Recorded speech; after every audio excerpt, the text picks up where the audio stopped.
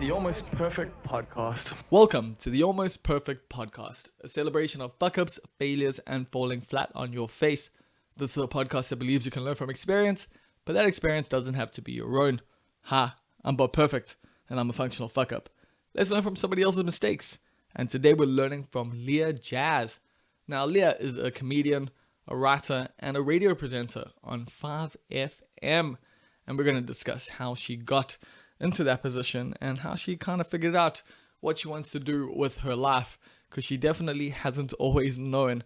Up until recently, well, fairly recently, she hadn't even really figured it all out. And maybe she hasn't yet figured it all out, but she's kind of figured it out. She's figured enough of it out to be in a pretty good position at the moment. Her and I have a history. We go back about 5 or 6 years now. Probably met her about 5 or 6 years ago now. And we've worked together plenty. We worked together on Durban Is Yours. We had a little social media company that we had together for a little bit. We've also done plenty of stand-up comedy together. And we worked at DYR. Not on the same show, but we worked there at the same time together. So Leah and I have had like close relationships, both working and personal. Like we've been friends for such a long time now. And so this is a cool conversation. It's a casual one. There's lots of banter back and forth. There's a lot of like awkward in-jokes. I did cut out most of them, but there's some of them are still in there. So they're back together. But it's a really cool conversation. And I was really stoked that we got to do this. I've wanted to have Leah on the podcast for a while, but I've always been joking with her, like, wait until you do something. And, now she's on 5FM. Well, that's fucking having done something. That's a pretty big thing. National radio is definitely no small feat. And I'm proud of Leah. I've watched her grow, and I'm so excited to see where she goes from here with this new position that she's got at 5FM. She'll discuss it. We'll get into all the details of everything, because this is such a long podcast anyway that I don't want to have to tell you everything up front and ruin all of it. But if you want to, learn, well, I don't know, maybe learn what it's like to get into radio, but essentially just like in the creative industry, sometimes people, know exactly what they want to do and they do it. Like you listen to some of these podcasts, there's been people who are like, yeah, I wanted to be a cartoonist. Well, not a cartoonist, a comic book creator, some cartoonist, I guess. But it's, like last week's one with Billy Pineapples. He's just been drawing his whole life. And so that's how he got into it. But Leah, has taken a bit of a longer path to get into radio. But, everything she's done before that kind of made sense that it led to this. So we go through all of that, we also go through, just the struggles of fucking life, of youth, of, discovery, of absentee fathers, of, not really knowing what it is that you want to do with your life. We get into a little bit about depression. We get into, just a whole host of different topics. And I think you're really going to enjoy this one. I always think you're going to enjoy these, because why the fuck would I put it out if I didn't think you were going to enjoy it? And Leah is just a bubbly, fun, insightful person with convictions. She's got a lot of convictions. She's made some enemies and she's made many friends, and so she makes for a really, really great interview. And like I said, I'm really happy I finally got to do it, and I think we will chat again in a few years' time. Because she's still young. She's 24. I mean, what the fuck, doing so many things like at such a young age, and is already just killing it. So I'm excited to see where she keeps going from here. And if you want to listen to her on the radio, you can do so from 1 until 4 in the morning on Mondays on 5FM. Other than that, you're going to get to hear it in just a second. And I just need to remind you, if you've listened to the podcast before, and I'm going to be telling you this for the first time, if you haven't listened to the podcast before, that if you do like the podcast, you can like us on Facebook, the Almost Perfect Podcast. You can also follow us on Twitter at almost_podcast. And you can find us on all the streaming sites, most of the streaming sites. I think we're not on SoundCloud and YouTube, but like everything else, basically, if it has podcasts on it, you can find the Almost Perfect Podcast. So maybe now you're listening to it on a link that's not your favorite site. Maybe someone sends it to you via WhatsApp. We'll go to your favorite app and just subscribe there. That would be super dope. And you can also sign up to the Patreon account. There's extra benefits there. And that's just if you want to chip in a bit of cash. If it's your first time listening, you probably don't want to do that. I get it. If this is your 32nd time listening, 33rd time, this is the 33rd episode. Sorry, if this is your 33rd time ever listening, then maybe you want to give me $1. I don't know. You don't have to though. And but if you do, you will get some extra benefits out of it. I gave Ryan Reno a case of Poison City beers, and I meant to have given some other cats some t-shirts and stuff. I just need to organize getting the t-shirt from the person and then give it to them, and then that'll be cool. And I'm also giving away to everyone, so you don't even have to be a Patreon person. To anyone who wants to, you can get. So a few weeks ago, I interviewed Matt Olivier from the Winston Pub. Now, they have given me a 250 Rand bar tab and free entry for 4 people to give away to one of you listening to this podcast. Or maybe someone who was listening to the last podcast and isn't listening to this one. Who knows? Maybe. But maybe it's you. Maybe it's you in particular. All you have to do is go to iTunes. Now, I know I said just now, I was like, oh, you can listen to this on anything.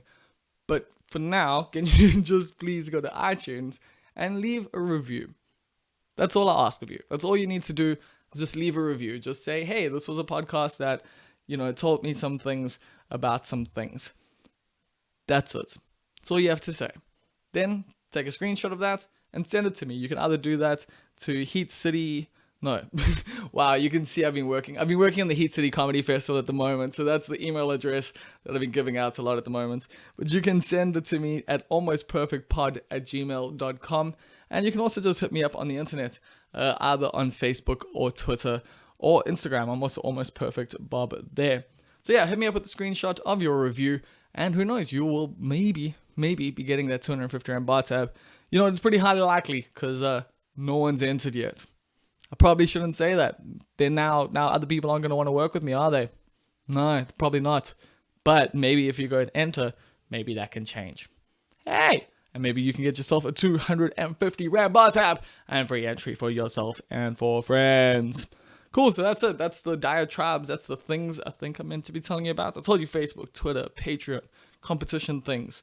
Other than that, please go check out the Heat City Comedy Festival. Just type that into the internet somewhere and go like and subscribe to things there as well, because that's a comedy festival I'm putting together from the 30th of July to the 4th of August. And guess what? You're going to get to see Leah Jazz at that festival, and you're going to hear the conversation with Leah Jazz and myself right now. How you living, Leah Jazz? Hey, Bob. I'm so happy to be back in Durban. Really? Yeah. Wow. Joburg is expensive. That is fucking true, unfortunately.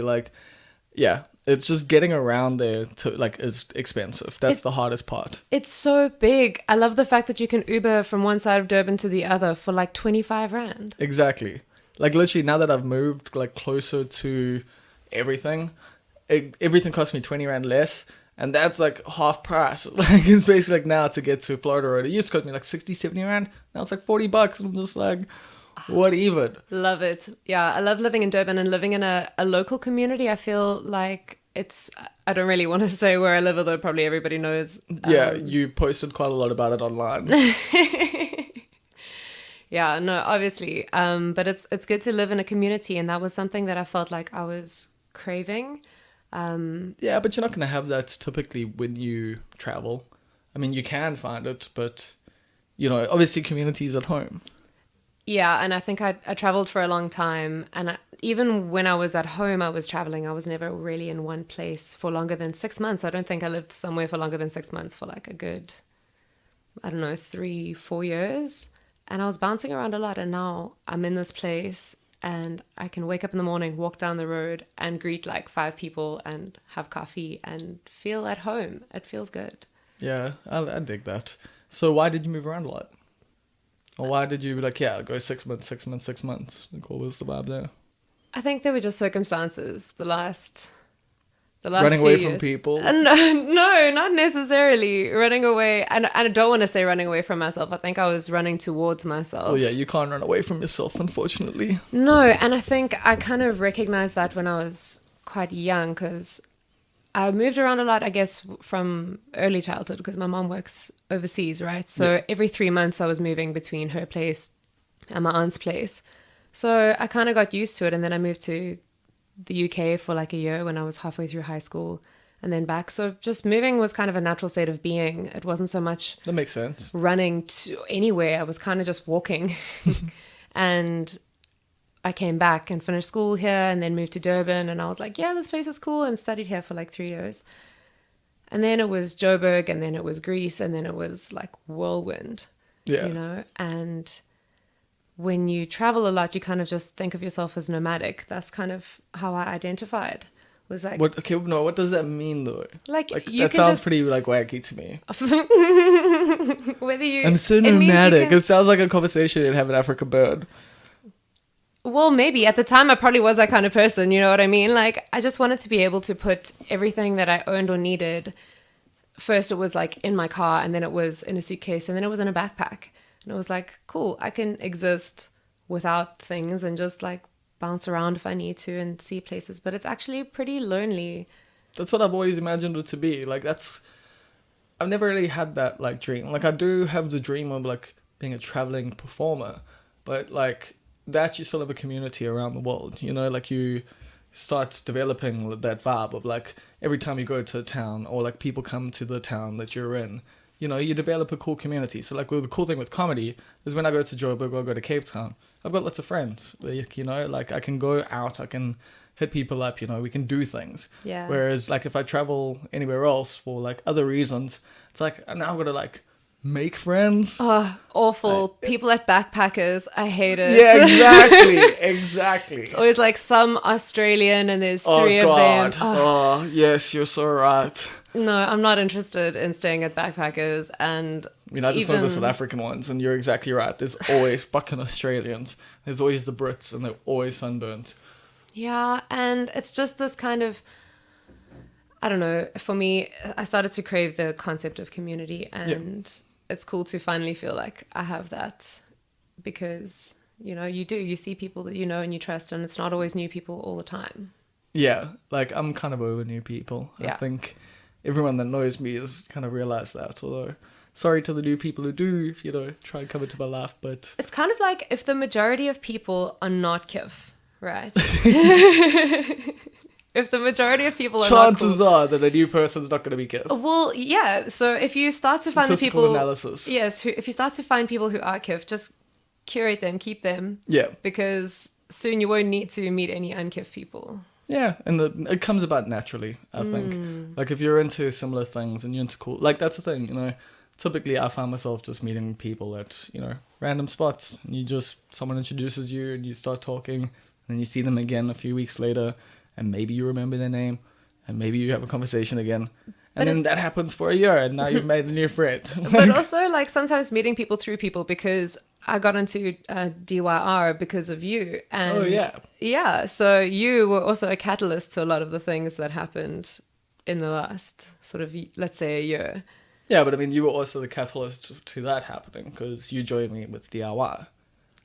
Yeah, but like... Like, you chose to do that. That was like giving CPR to a horse that is literally bleeding from the bowels. So like you like had to try and like, you know, pass something on to you. Like that wasn't like just like, yeah, a dying horse essentially. I know, and we always want to say we tried. Well, I did. Yeah. Yeah, you did.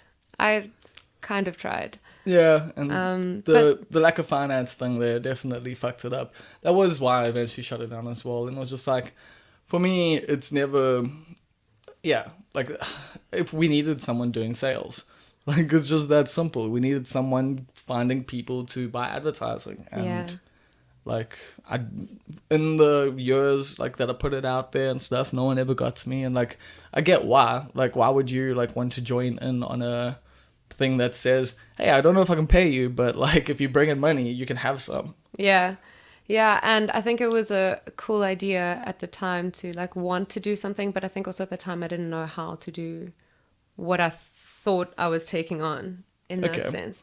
And yeah, it is hard to commit yourself also when you're trying to commit other people. And Yeah, that's the hard part, is getting people, like people need to be self-motivated. Definitely. But it was cool. This is also the first kind of on record conversation that we're having about, DIY shutting down. But it was also in that process that you introduced me to Minty. Yeah. And that's... Well, I don't call it Minty, but yeah. Yeah. I don't know. I'm getting... I don't know. Minty. Yeah. Oh, Minty. Oh, Minty, Oh, yeah. Minty fresh in the morning. Yeah, Kevin Minter Brown, who asked me to produce his show, his breakfast show, and I had no idea what that even meant. But I said, okay, cool. And after about a week, I was like, no, dude, you got to let me on the mic. You cannot keep telling my jokes. Like, without me, I need to get involved in this conversation. Well, was he just butchering them? Well, no, it's just like, it's heartbreaking when you're sitting in the same room and you're writing the content, because I was a content producer, right? Not a technical producer, which means that I was coming up with everything that he was going to talk about. And I would come up with jokes and things. And because he was the presenter, he would say them. So after a while, I was like, no, dude, you got to let me join in on this. I got to have some punchlines too. And it was only about a week. And then we were fully co-presenting. It was cool. That's dope. And now you're working for 5FM for a bit. Yeah. For a year. Yeah, for a year. Well, all radio contracts are for a year. There's like contract season that comes up and everybody shakes in their boots. But I guess the whole point is to work hard and enjoy it and to... keep talent fresh as well, like for the radio station side. Yeah, and to, be good at what you do. Exactly. And I think it's really cool that they have looked to the community around the country, not just in Joburg, because people think 5 is a Joburg station. Yeah, mostly. But they're national, and they wanted to kind of reiterate that national presence. And so there's 5 of us, and we're all in different cities. There's 5 of you? Yeah. At 5FM? 5 of us in the 5 squad at 5FM to the power of 5. Well, there's only 4, but yeah. What do you mean there's only 4? No, you're there. You only said 5 4 times. You're letting the brand down. You're letting the brand down. You're watching too closely, man. The magic disappears if you look too close. That's why I enjoy magic, because when it's really good, you can't see it. Like, that's it. You're like, that's especially good magic. So you're just a poor magician. That's like your dad. That's a joke reference that, like, I thought you would have hopped on there, but I guess not. Yeah, no, I couldn't help but... Was your dad look at really you. a magician? He literally is a magician. Still. Yeah. But like He's good also one? he's also a clown, so stilt walker, juggler, fire eater. Yeah. No, doesn't eat fire. He swallowed petrol once and I don't think did it again. So does that explain your need to perform at all? I don't know about my need, but I think certainly the inclination. He's obviously been this person who came into my life as a performer, I suppose, at like birthday parties and stuff. And he would literally come and, you know, balloon animal the shit out of the party and, you know, make things disappear like himself.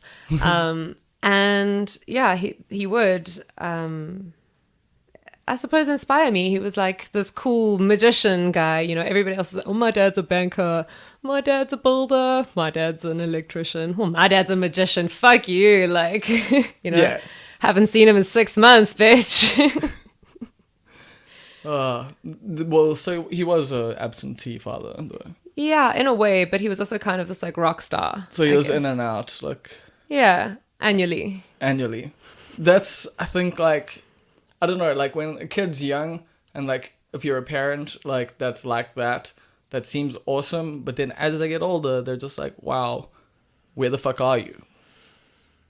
Yeah, that's actually why I went to Greece when I was like 21, because he was living there and performing and doing stuff like that. And I went and stayed on his couch for like a month. So is there a big like scene for that in Greece? Well... They have these islands, right? There's like something stupid like 3,000 islands that are inhabitable or something. There's like loads of them. And a lot of them are like, you know, your Ibiza type party holiday island. So there's like sections. So one is like the all-inclusive hotel section where you take your kids and they have a magician. And then there's like the party section where they have like weekly rotation. So they have a full moon party every Monday.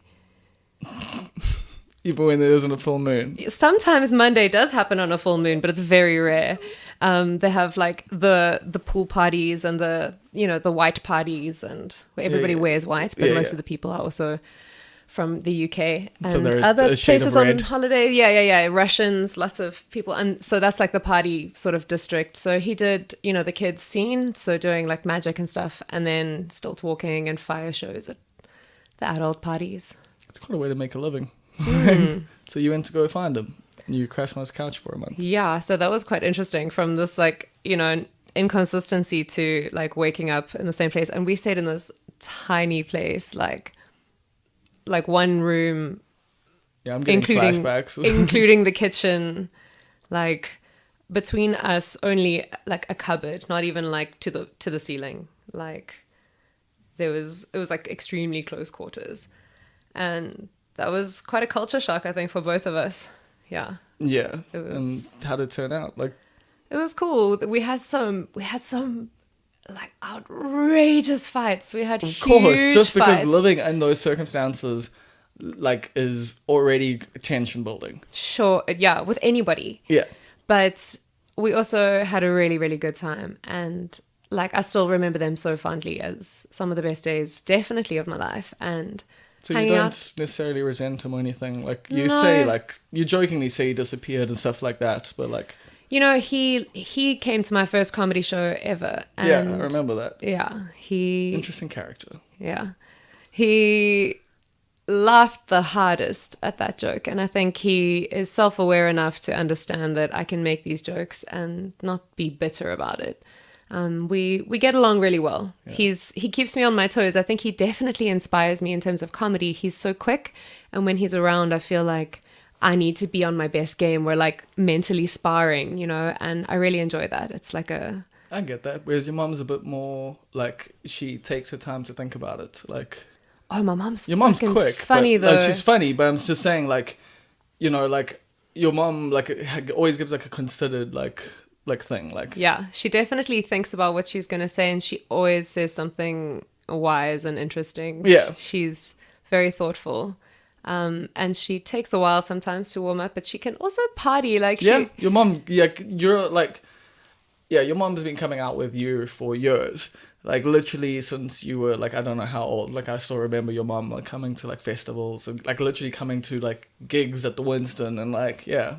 Yeah, well, I mean, she works overseas. So when she's here, I try and see her as much as possible. And, you know, if she comes to visit me and I've got plans to go to, like, a gig, I love it that she likes to come out with me. Like, there's no point in her sitting at home by herself. And, like, she comes out and she parties, she dances, she talks to people, she makes friends with all my friends. And then but it's so funny because she'll see people and they'll be like, she'll introduce herself and they're like, oh no, I've met you before. And she's just like, who is this person?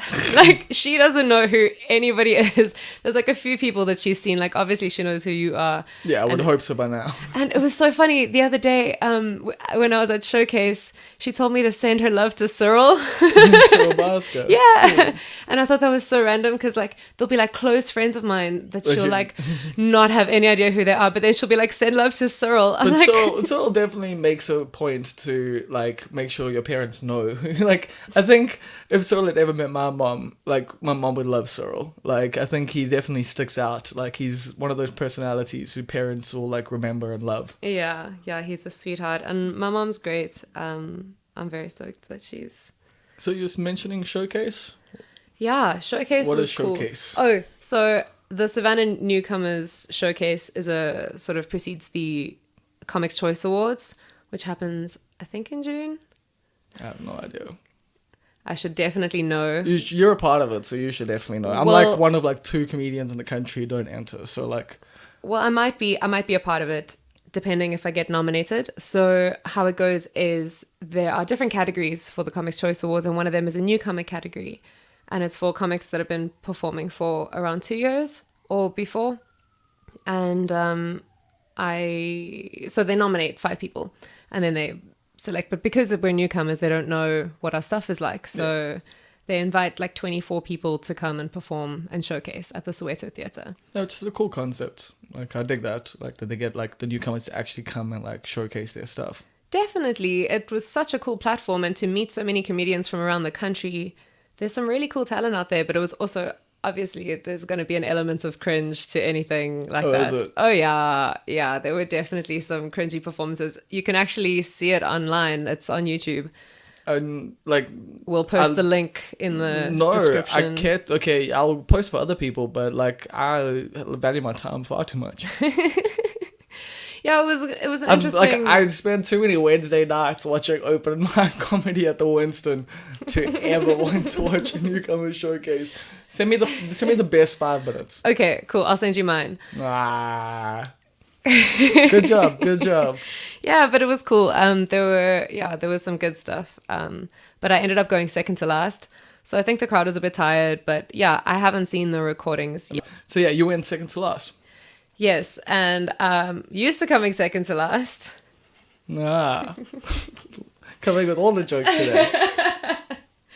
Yeah, no, but it was cool. I think the crowd was a bit tired, but I had fun. It was a good time. But I also went and performed at the I Melbourne. like that you're making the excuses. So before people go and watch it. Yeah. But yeah, I performed at the Melville Comedy Club the next day. Sweet. I like the space. Like I performed once then. It wasn't a big crowd, unfortunately, but yeah.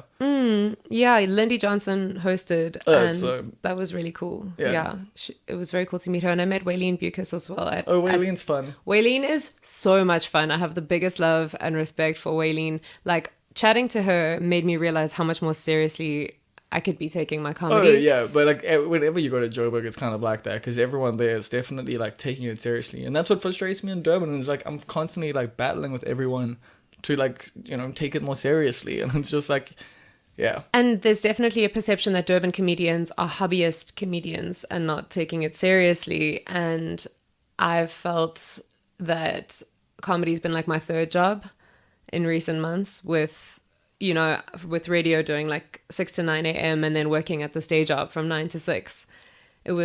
And then still going and doing comedy afterwards. It was quite hectic to even have the space to write and to practice and to book gigs because I was just so fucking tired all the time. Yeah.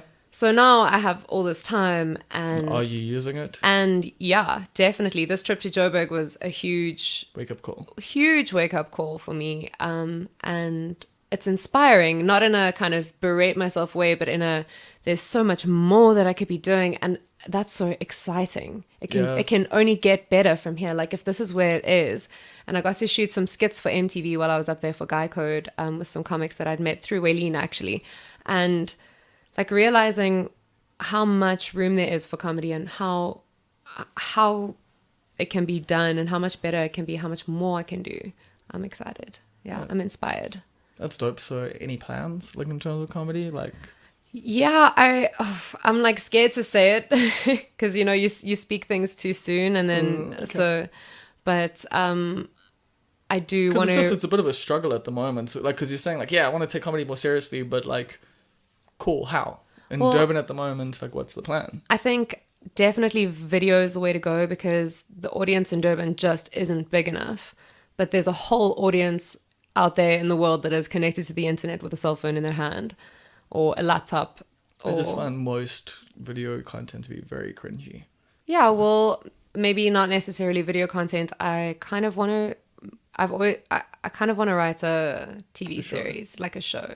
That'd be cool. Yeah. But yeah, what I've found recently is that the things that I really want to do are possible and I can do them. Yeah. But I need to do them. Yes, that's the whole thing. There's nothing to it but to do it. Like that's been my whole thing. Yeah. And like I need to remind myself of that all the fucking time. But for me, it's mostly also like you've done it. Like look, so just carry on. Just like keep doing it, and that's like the goal. Like it's just to like get to that point where it's like, what, I can do this, and it's by continually doing it. Yeah, definitely. Like, and finding the energy and the time and the drive to do it whatever it is that you want to do is so much harder than saying that you want to do it. Yeah. And it's like, I'm a writer, so it's like, would you still consider yourself a writer? Definitely. Okay, good. Because remember when you were like, I don't know, I'm a writer. You know what? Writing is at the core of what I do, whether I'm a stand-up comedian or a radio presenter. Yep. Whether it's writing down to the detail of the word or just the very concept of thinking about something. What you're gonna say, yeah. And content planning is storytelling, and storytelling, writing, it comes in different formats. It's within the same family. But yes, writing is at the essence of what I do because. And when did you get into writing? How did that start? Always. Like since you were a kid. Always, I could. So I was that kid that got promoted from grade 1 to grade 2 in like the first term because I could already read and one of write. those. I was way too ambitious as a grade one. Like I was going zooming ahead. My mum's always like sworn that like my problems at school were because they didn't like push me up, like because I was like finished all my work like super like early, like for my whole primary school, and I would just like fuck around and shit. Yeah. And she was always like on that, but I think she was just like lying to herself. I don't know. Like she may have had a point because No, I just was awkward. Like I don't know if the school environment necessarily, regardless of whether I was around, you know, kids like there's no such thing as like your intellectual peers in school. Like I don't believe because it's personality peers more than anything. Actually, I disagree. I think that maybe not intellectual peers, but I think age is a huge thing when you're in primary school, because when you're like 8 years old, a year is like an eighth of your life, whereas a year now is like a 30th of your life. Yeah. You know, so people who are like 8. So do you think hanging out with older kids like definitely affected you, or do you think like you were already going to just be hanging out, like, you know, like I think you would fit in better with going them? back to like pre-primary school, I think I'd like started young and then been held back that year, so because they changed the law of when you could start school. Oh, okay. So all my like preschool friends were in the grades above me, and so I was just okay, cool. So again, like 2 years when you're 7 is like a very, you know, very long time. So yeah, then I was in, I don't even remember how we got to this. You were saying that you were in school and yeah, when I started writing. writing. Yeah. So you could read and write. So I could read and write. You're a fucking genius. And so I just loved reading.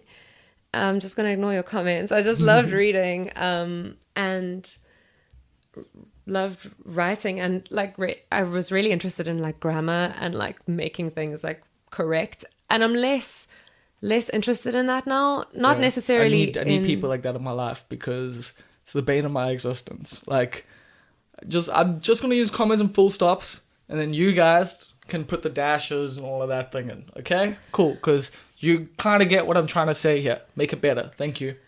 Like, I can definitely deal with the technical aspects of writing, and I think once you understand that, the rest of it, it's just not my focus. Like, it's packaging, essentially.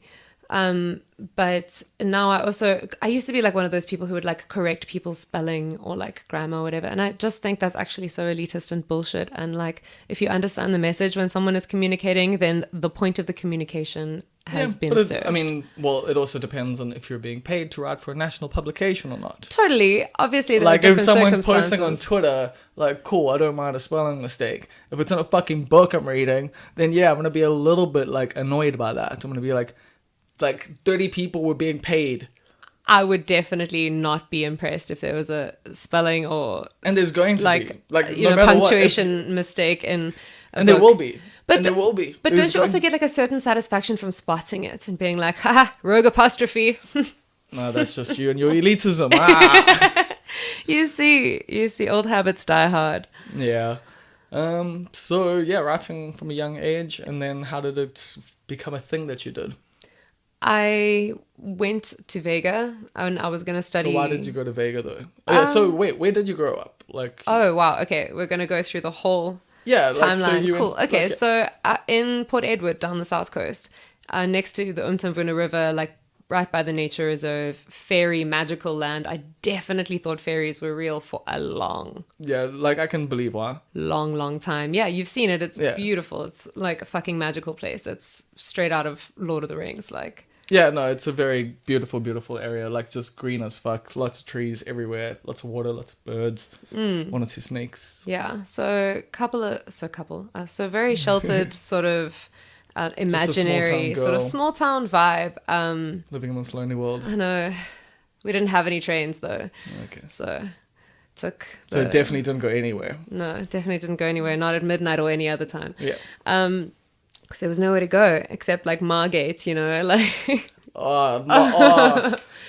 So Margate was like the big town. Oh. Breakers, yes, please. I'm too young to know what Breakers is. Oh wow. That was a jewel in Margate. We had Backline.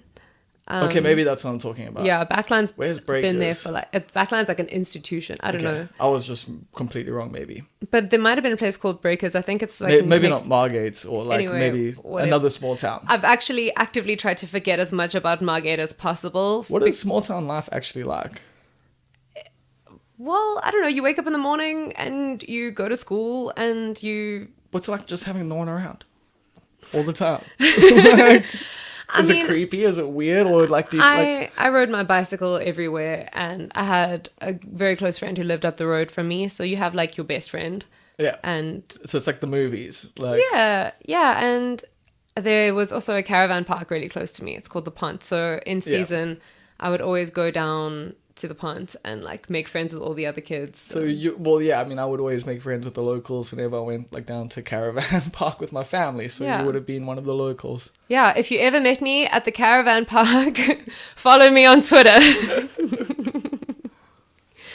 So, but like, so was it like an isolated like kind of childhood, or like, yeah, do you feel like, yeah, you got to hang out with lots of different people? And I don't know. Sometimes when I talk to my city friends about their childhood, I'm like, wow, that's Oh, fucking wild. Our stories are fucked up though. Like our stories are just like dangerous things that kids should not be like anywhere near. Well, Like, exactly. I think that's it. Like, I think there's a certain naivety that comes with living in a small town that's quite typical. Yeah, which is so funny, like, and fun as well. Like when you're a city like slicker, like just to like, yeah, like it's like you really have no idea about the world, do you? And then like just see it get broken down over years, and it's just like eventually the bags under the eyes, the sheer terror, like just waking up every day. It's fun living in a city, isn't it? Thanks for noticing the bags under my eyes. Yeah, especially after being in Joburg. Joburg is like this huge monster compared to like little Port Edward. But in another way, I think that a lot of It teaches you different things about life. Definitely. I think a lot of my character and who I am and my sort of fantasy belief in the world is part of who I am, and part of my own magic is like believing in magic for so long and understanding that you can kind of create it in a way. Yeah, because you can like get into like different states of imagination and like definitely different worlds, different everything. The cool thing about writing and reading is that, I mean, I definitely enjoy reading more than I enjoy writing.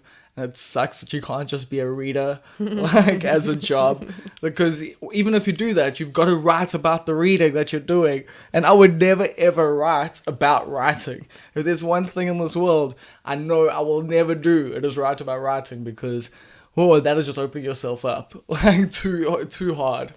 Well, I mean, that's kind of why I enjoy editing as well. But the technical skill of writing is reading and going, oh, I can spot the rogue apostrophe. Yeah. Well, yeah, I mean, but that's, editing's... Do you think editing... Well, when you edited for DIY, that was one of your cool skills, but do you feel like the creative side is like, a strong suit in terms of editing at all, or like not so much? I don't know. It is a technical skill, but I think that you need to sort of conjure from some source of the imagination in order to produce anything, whether it's being able to rearrange words in order to make them sound better, or to be able to add words in, or to restructure a sentence completely based on the idea that they're trying to convey. Like that definitely requires some imagination. I get you. Well, I just meant like in terms of the creative of the article more. I mean, like, so like if someone comes to you, like, do you value your skill in like being able to rearrange the way they've written it, or to tell them like, hey, like out of this article you need to like focus on this, extend this, that kind of stuff? It depends on the editorial role. Like, but that's what I'm saying. Like, so which one do I prefer? Yeah. I prefer to physically edit the copy itself. That's a skill that I have. It's just like okay. I don't know if that's interesting at all. I don't know. Like, to me, it's just like I've never understood why that's interesting to people, but like it is cool that it is, because like it's, for me, it's like a very useful and necessary thing. Like I say, like, because for writers like myself, and it used to be a thing I was ashamed of, like that my grammar was probably like a 6.7 out of 10. Okay, that's what I'd give my grammar. It's not like the highest, but it's definitely possible. Like most of the time I'm right, but yeah, I need an editor. It has to do with the cadence and the rhythm of the sentence. So you can write something that is an idea, and I know right now we're talking about like a hypothetical piece of writing that doesn't really exist, but you know, you can have your idea, but then things can be worded in such a way that when they're spoken or when they're read, they are read at a certain pace and they sound a particular way. Well, that's how I write, is how I talk. Like, and yeah. So I've got commas in places that shouldn't be in terms of an editor's mind, but in mine I'm like, that's the pace though. That's the pace I want. Yeah, I think the way that I speak when I'm sort of just speaking naturally is very different to the way that I write. I think I write a lot more poetically than I speak. Yeah, whereas I try and write the way I speak, and I think it's been one of my advantages. Like, just in general, people have always said like it helps my writing sound familiar and just you know, easy to read. So, and that's always been my goal. Like, I've never wanted to be a flowery writer. I've always just wanted to be read. Like, and I find if you try and put too many adjectives and too many fucking, you know, words in your sentences that people don't fucking understand, then no one's gonna want to read you. Oh, well, thank you, Bob. Nobody did ever want to really read me, so. Hey, there we go. Maybe we're figuring it out, yeah. Maybe we're... Is this a roast? Remember my birthday, like the roast of that one was fun. Like, what do you think of roasts? I don't know. I just want to say nice. I'm not too sensitive. I just want to say nice things about people. Like, I don't know. It's fine and it's fun, but like it's not necessarily an activity that I necessarily want to like sit down and do. I don't want to like sit and roast someone or like I don't know. It's an awkward thing, like sitting down and like trying to like think of like mean things to say about your friends. I mean, it can be funny, and I think a lot of people just in like social circles just get off on roasting each other, and it's like a funny and fun and familiar thing, and that's cool. I'm not really a roaster. I don't know. Is it not like within? But like you can be a bit mean. You can be. I can bit be harsh. a total cold-hearted bitch, but that's generally if I don't really like somebody. So if you want to roast someone, you want to do it to someone you actually don't like. Like, yeah. The whole thing is only roast the ones we love. Oh, like people who don't use their fucking indicators. Is that your big gripe? In life, yeah. Really? Is that like the first thing that you think of when you're like, these motherfuckers can get it? I think that I get like the nastiest when I'm on the road, but yeah, no. Yeah, not having a car, like, whilst a negative, like, definitely, like, you know, I've had one stolen and the other one I just fucked it up, has definitely done wonders for my just all over calmness. Yeah, general well-being. Yeah, like not being on the road is like, and also just in general, I try not to be on the road as much as possible. Lack of imminent danger. Yeah. Yeah. Like, fuck, driving is the most insane thing. Like, I still think like, one of my crazier ideas is that, like, people shouldn't be allowed to drive. It should be a skilled job that only a handful of people get highly tested to do. And, like, like bus drivers and stuff like that. And yes, have an awesome transport system. Now, I get... the only thing more dangerous than being a driver is being a woman walking alone at night. Yeah, exactly. So... No, that's what I'm saying. Like, we need like a public transport system that works, and that's been the biggest issue, I think, is just never having that being prioritized. Like, in a lot of like societies and a lot of countries, like, you know, the focus has been on upward mobility. So it's about you personally being able to afford a car, not everyone just being able to get around. Yeah. Because like if buses just worked, imagine, like everywhere, like it's easy. Look, it's not that easy. I'm not gonna say it's easy, but like you can plan it out. That you could have like a constant bus system going, you know, like where people can always know, like you like with Uber, you can have the GPS and you can see the cars. Why don't we have this on buses at the moment? You know, like we could do it. We could do it. So that's why, like, I just feel like just because like the risk of death is so fucking high, like people die every day constantly on the roads, and we're like, how does this happen? I'm like, well, because you let sleepy, tired, and, you know, like people who, you know, on their phones, people who aren't taking this as seriously as they should be, driving all the time. Because you get your license and you're like, cool, I can do this thing. And like everyone's done it. Everyone that's driven, like, drives with way too much confidence. And like, you have like a 1-ton vehicle and you're... Yeah, it's one of my biggest like gripes in this world, as you can tell. As a non-driver, you seem to have very strong feelings. I've been a driver, like, yeah, and just in general, like, I just feel like it's one of our biggest fuck-ups. Like, it's just this whole thing of like everyone, Like, yeah, just the way we've organized transport so far has been a fuck up. Absolutely, total fuck up. We need to get some spaceships in this motherfucker. And teleportation. Do you remember the episode of The Simpsons with the monorail? No. Monorail. I don't know. It was just like the whole thing was they were gonna build a monorail in Springfield. It was gonna solve everyone's problems, and basically it was a huge fuck up. But that's just what you made me think of. Yeah, and you just made me think, what influences your comedy? In terms of like external influences or like things that make me write. I don't know. We can go external first because you mentioned The Simpsons, so that's why I was thinking like. Yeah, I think that was definitely like early childhood life. Yeah. I definitely don't watch too much of The Simpsons these Anymore? days. Yeah. Nobody does. No, nobody does. I really enjoy TV series more than I've maybe spent time watching stand-up lately, and I think that's also shows in my comedy. But life. But do you think like you need to watch comedy to be good at comedy? I think that you need to understand what your medium is. You know, you got to read books if you want to be a writer. Yeah. So yeah. But I really enjoy comedy series like Broad City.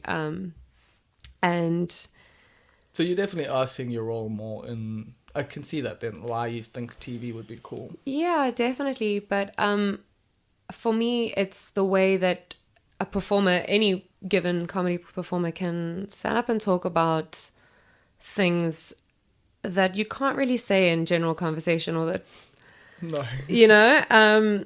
So I think it was watching a special by, it was like Stephen Hughes or something, and he does like heavy metal comedy, and I'd always seen comedy as, I don't know, I hadn't always loved stand up or watching stand up, but this guy was just so different and weird, and he said stuff in such a weird way. He talks about like being called gay at school, and like by the rugby players, you know, because he was doing cooking. And he's like, yeah, you guys are all in the showers with like 16 other guys, and I'm in the kitchen with 30 chicks baking. Like, fuck you, kind of. And I was like, oh, wow. Like, and, you know, like There's George...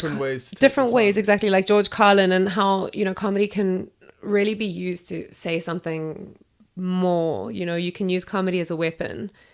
You can really make statements with it. And I think that's really inspiring. That is inspiring, but the reality of doing that, what's that like? I think that sometimes you also have to go with what's funny rather than Yeah, always because trying George to... Carlin didn't start out with the 7 words you can't say on television. Yeah. You know, he started out telling jokes. Yeah. He started out, getting good at the craft, and eventually, like, not that long into his career, but later into his career, really found his voice, you know? Yeah, and I think I'm definitely still trying to find mine. And being in Joburg totally revealed that to me. Just seeing so many well-developed people and comics, and understanding that actually, you know, there's so much going on in life that you can make commentary on. You don't actually have to be the feminist comedian. Exactly. And I think a lot of my stuff is quite shocking, and people are a bit like, whoa. You know, you said to me, you want ha, not Yeah, like... equally, like you're saying, well, not equally, like you, so fun, Yeah. like, but they need to be followed by like the laughs. Yeah, exactly. Too many, then the audience is just never gonna let the breath out ever again. Yeah. So I think at the moment I'm in a sort of recalibration stage. Like, I've jumped kind of over this one hurdle, and now I'm like in the new world. I've like defeated one boss, and now I'm kind of collecting my tools for the next level. I feel you. Yeah, like when it comes to comedy, I started out as the atheist comic. Like that was my thing. Like and the offensive guy just saying whack shit. And it was fun for a little while. And then eventually I was just like, this isn't really what I want to be doing. Like, I don't mind offending people, but trying to offend people, that's just not actually that fun. Like, it's more fun to toe the line. It's more fun to actually engage with people. Like, you know, to actually, like, not just lambaste them, but also you can, like, you know, ebb and flows. But, like, when the whole set is just fuck you, fuck you, fuck you, fuck you, I can imagine as an audience member, might be a little tough, especially from an open micer. Yeah. Like... Yes, exactly. And I feel the same about... the feminist stuff. The feminist stuff, yeah. I feel... that to a large degree, a lot of it was just like, oh, fuck, men are trash, which is never actually how I've always, not that men aren't trash, but I've never felt like, oh, fuck men, like, you know, as a feminist, like, Yeah. I've never, ever, ever said that I hate men, because I don't. I love men. I think men are great, but, like, a lot of men are trash. And male culture, like, is an issue. There are, like, obviously, like, that's the thing that's always, like, frustrated me about this. It's, like, it's so, like, apparent that, yes, like, masculinity has issues. Yes, masculinity can also be good. We're not saying every aspect of masculinity is terrible and bad and, like, all of that. But, like, just seeing the impact in school, like, for me, it was, like, and that's the thing, like, being an outcast in school and stuff and going to an all-boys school, like, you see toxic masculinity, you see how horrible it all is, you see how society is ordered amongst, you know, like, just males, and it's just, like, ridiculous. For sure. But at the same time, I've But that doesn't understood mean men aren't now. bad, like, men aren't cool, like, you know. Yeah, at the Obviously, same I'm time, a man. I've kind of come to understand also that being so loud about men are trash as a movement can be isolating, particularly from the ones who most need to hear it. And Yeah, I do get that, but at the same time, like, I don't know, like, I think at times, like, when I was younger, like, I was, like, in those situations of being, like, way more misogynistic and blaming women and, like, just, yeah, like, not necessarily getting it, like, as much, like, whilst, you know, seeing dudes as a problem, like, I still had a lot of resentment towards women. And I think that's a big issue that men have, is just, like, because of society, the way it's, like, our value of ourselves is so based on a woman liking us. Like, we, like, grow up so long, like, just, like, thinking, I need girls to like me so that people think I'm cool. Like, so something that I've been thinking about doing is performing as my drag character. yeah, Leah, And well, actually, you're changing. I launched. I don't know what else to say. I debuted. Thank you. Jasper this weekend. Jaspy. Oh, Jasper this weekend. And What do you mean? Where? How? What's the vibe? when I was in Joburg, there was a queer party called Death Drop Island. Awesome. Yeah, it was super cool, hosted by Vogue Nights Josie. Okay. And it was super cool. Drag queens all over the place. Gorgeous, awesome Yeah, party. you love drag in general. I love drag. I love gender play. So I think the way you can make a commentary on things like toxic masculinity is kind of by taking the piss out of it. Yeah. You know, Coconut Kells, who I also met in Joburg at She's doing dope work. Like, yeah. She's you know, made her entire career from satire, and she started out just literally ranting in her car. Like, she never intended to be a stand-up comedian. She is where she is because she just did what she wanted to do.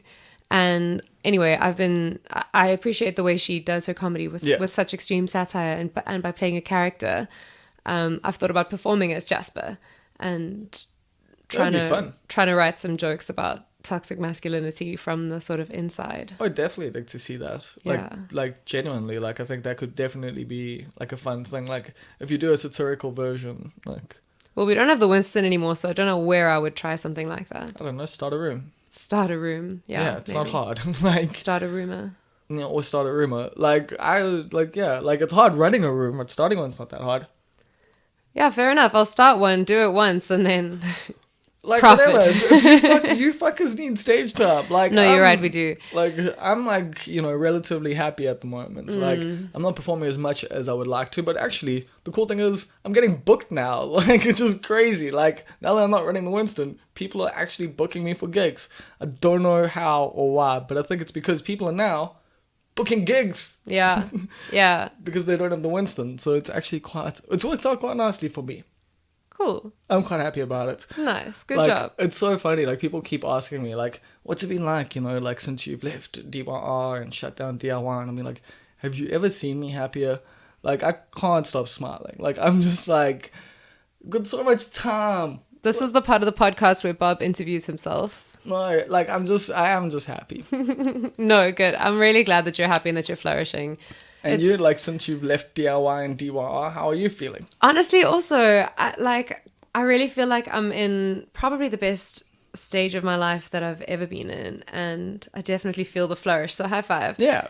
because I feel bad when I speak to people that I haven't seen in a while, and they're like, "How you doing?" I'm like, "Oh, dude, so well. Actually, things are going so well. I'm so happy. I have my dream job. Like that I get to be on 5FM is so huge for me. It's not just for you. That's a huge. Like that's just a big thing. Yeah, it's cool. And when you started this podcast, I was like, "Bob, when are you going to interview me?" And you were like, "When you do something." Exactly.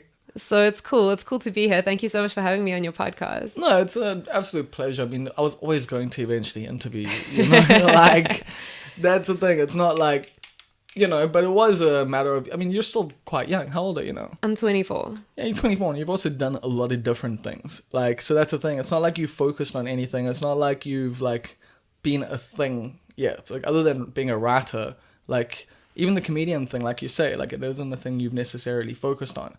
So radio is the first thing I'd say in terms of the creative side that you have a career in. Definitely. Like, properly. Like for sure. There's been a couple of things I've kind of dipped my toes in. And like 2 years ago, I was working in like innovation technology and education. Like, and that was just literally 2 years ago. And, I tried comedy just for fun to see how it would be. And that kind of became this thing where there was such a lack of talent to choose from, and so to have new talent in the pool was cool. And also I was basically one of the only women doing comedy in Durban, and people do want to make an effort for diversity. So I got booked a lot in a very short space of time, which might not have happened if I was in a more competitive city. And because I stick my teeth into things and do them, suddenly I was a comedian. But I did want to do radio from about 2 or so years ago when I moved back to Durban. I was like, radio, that's what I want to get into. For me, it's like always been podcasting, but like the radio thing came up. Like Kevin offered me the opportunity to do the gig guide like on a Friday morning, and I was like, hells yeah, I'll do that, because I mean, get to broadcast, get to be on a mic, get to learn stuff, Yeah. And then eventually just pitched to join like a show. Like, I just wanted, like, a Sunday afternoon kind of slot, And then a slot opened up on lunch. And they were like, yeah, you should just come do that. So I did that and just took it from there. And eventually it just was like, yeah, I've reached a dead end here. Like, and I'm doing the thing that I actually want to do, which is this. Which is really, it is, like, I do miss radio a little bit. Like, but I really do enjoy this. Like, just the calmness, the just getting to sit here and just hang out and talk, in comparison to the urgency, like, of like, okay, we're going, stand by and live. And like, I love live, I do, because live feels natural. And like, the craziest thing is live feels easier than this a lot of the time. Absolutely. I was so weird when I first sat here. I was like, oh no, this is permanent, this is going to be recorded, what if I say something dumb? And whereas live, you just go over it. Like, once, if you make a mistake, wow, damn it. Okay, anyway, next. Like, it doesn't matter, because nobody's ever going to hear that again, And if you mess up on radio, it's almost like a lull for the person who's reading. It's like when you see an apostrophe in the wrong place, exactly. For the person who's reading, for the person who's listening. Yeah. But exactly, same sort of concept. Like, it's so instantaneous. It's in the moment. It happens there and then. And if you fuck up, it's a fuck up and then it's done. But if it goes well, it's like, oh, that was so awesome. And again, it's never going to happen again. It's never going to exist again. And that's podcasting is kind of the same in that no one ever listens to it twice. That's true. That's true. There's very few. Like, I mean, I don't think my interviewing skills are that good yet. That like I've got like that classic. Like, have to go back and listen to it in 10 years' time. Maybe, we'll see. I don't know. But, like, personally, I think I've still got quite a way to go before, like, I'm on that Mark Maron level. But, like, that's the goal. One day for, like, everyone else just, like, be able to, like, reference and be like... Did you hear that Bob Perfect interview with XYZ? Yeah. That would be dope. Yeah, that would be dope. One day. Yeah, man. And you, like, what are your goals? Like, because you've obviously got the radio, you got the comedy, and like 5FM, you up early on Monday mornings. Yeah, 1 to 4 a.m. What's that like? I mean, you've been doing the early morning thing, and at least it's not every day now. Because with DYR, you were doing it from 6 to 9. Yeah. So I was doing breakfast, which was actually pretty cool. I didn't expect to be. I'm not really a morning person, and nothing's ever got me out of bed before. That's how I knew radio was the one. Like, nothing's ever consistently got me out of bed at that time. Every day for free. Yeah. Like, fuck. Yeah, no, I could never do early mornings. Yeah, I didn't expect to enjoy it, but then it turned out to be this thing that really got me out of bed in the morning, which nothing ever has done before. And I got to see the sunrise every day.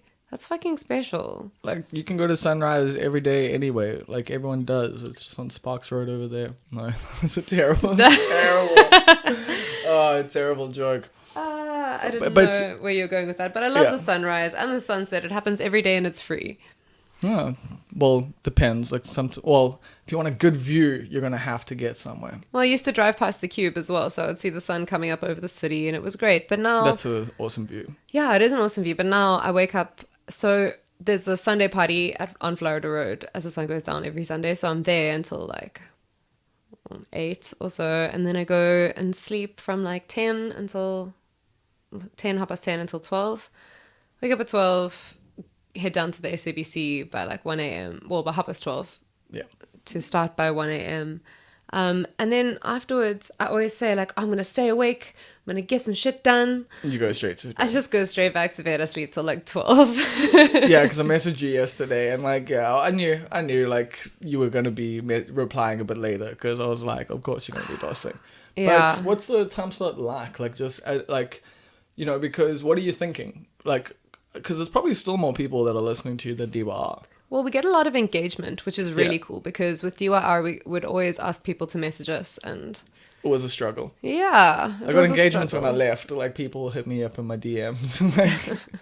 Yeah, so it's pretty cool that even in the middle of the night, people are texting. And it's people who are studying and working on assignments and up sick with fever. And yeah, it's been interesting to see who's out there. We got the weirdest message the other night. Because we do this thing called roll call, basically like, where are you listening from, what's your name, kind of vibe. Also just to kind of see who's up and who's around and what's going on in the country. And it was like, because it's on a Monday morning, Sunday night, we got this message from this guy who said that he was seeing the weekend out with a bang, sniff, sniff. And we were just like, why are you messaging this to a radio station? Hey, he's clearly got the confidence flowing. I mean, when you're on cocaine, like, you definitely think, I should let the whole world know! How do I let everyone know that I am on coke right now? I know. Let me message 5FM. Oh my god, it was so wild. But yeah, it's cool. It's cool. It's a good slot. And the SABC down here is a bit creepy in the middle of the night because I can imagine. Nobody's there, obviously, except security. And then I found out there aren't a lot of people there in the day, so like... Yeah, and I found out that on Monday that someone was there at Okozi FM the other night. So at least it's not just me. Oh, that's cool. But you go in and it's like, cool, this is just a room. All right. But then remember, I don't know if you ever did this, but it used to be with Telkom after 8, it was free for an hour. Yeah. I used to do that. You used to phone your friends, yeah. So it's kind of like that because Zanella is up in Joburg. Oh, okay, and then right. So we co-host together and it's a little bit awkward because you don't have the eye contact. Yeah. So body language is a big part of radio, as you know, because you need to know... Well, even just this conversation. Like... Yeah. You need to know, but when there's stuff like music involved and you're doing like technical and driving, timing is so important. Like everything is timing on radio. So you need to know who the last person is that's going to speak before the song plays or before you hit the ad or, you know, how the conversation is going to end. And that's usually stuff that's nonverbal. Yeah. You know, that's things by you go, cool, you nod at each other or you go, cool. I mean, you can discuss, like when you're starting out, you discuss it beforehand. You say, I'm going to say this, you're going to say that, we're going to blah, blah, blah, and then I'll close, I'll throw to the link. But once you've done it a few times, you just do it. Like the two of you go, cool, we've been talking for 3 minutes. Someone stops talking, like you throw to the song. Totally. But it's hard when you can't see each other because then you don't know, you know, who's going to like do that. And yeah. So obviously we prep and so that's all organized. Cool. But I'm sorry, excuse me. Yeah, we do. We plan and we prep, and so we organize. But it's cool because when the music plays and the music's good, I literally dance like no one's watching. It's like 2 a.m. I'm so energized. There like probably are cameras. It's fine. They can watch. I don't care. Like it's cool that no matter what time it is. This is what I've learned doing radios. It doesn't matter what time it is. When I am on air, I have all the energy in the world. Like, it makes me so alive, so energized. I'm just ready. I don't even care if the music is shit, to be honest. Like, I'm just there to be in that moment, on that mic, in the music. And yeah, it makes me feel so, so, so alive. And so what do you get to, like, yeah, do on the mic? Like, what's your, like, goals when you are presenting? At the moment, I think we're just trying to have a show that sounds good and that works and that is engageable. Okay. I don't know if that's a word. That drives engagement. That's engaging. Yeah. Engaging. Yes. Thank you. I didn't help you there. That Thank was all you. Okay. So we do roll call. For me, the goal always is to make sure that whoever's listening is having a good time. Yeah. That they stay tuned to your station and that they are talking back to you in their own sort of capacity, whether they're texting you or not. Like, that's the goal, is to be entertaining. Yeah, I was always trying to be interesting. I don't know if entertaining was always the thing. Like, so being interesting is definitely a part of it, and having interesting content, especially when I was doing breakfast with Kev, because I was the content producer and things were a lot more loose. It wasn't so structured. He didn't want that overproduced format where you do the same thing every day in every show. So it was a lot looser in terms of the really interesting and fascinating content that we would have. So we would do like Wayback Wednesdays and we would look through all sorts of interesting things in history. that's weird that you guys had a Wayback Wednesdays, because we also had a Wayback Wednesday, so we were on the drive. I thought you had Throwback Thursdays. We did, like, that was like, so we did Wayback Wednesdays before. No, we did Tech Thursdays. Did you guys do Wayback Wednesdays? Yes. See, this is great producing. Just overall, that we also, because we did Wayback Wednesday, but it didn't really work for us, so I then changed it to Wild and Weird Wednesdays. Oh, okay. Because that's always what I heard on your show was Wild and Weird Wednesdays, but we did Wayback Wednesdays for the whole show. Yeah. So. Oh, okay. No, we would just do it for a segment. Yeah, so that was like the theme of like the day.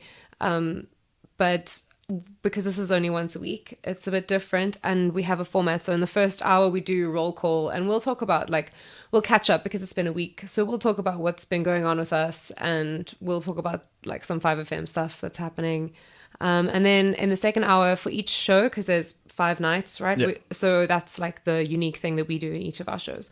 So in ours, we do a feature called Swipe Right, and you send in pictures of your Tinder profile, and we read out your bio and we rate it. We'll tell you if we swipe right or swipe left. Harsh, but cool. It's fun. Harsh but cool. It's really fun. It's hilarious as a feature. We really enjoy it. We get some people sending us some stuff.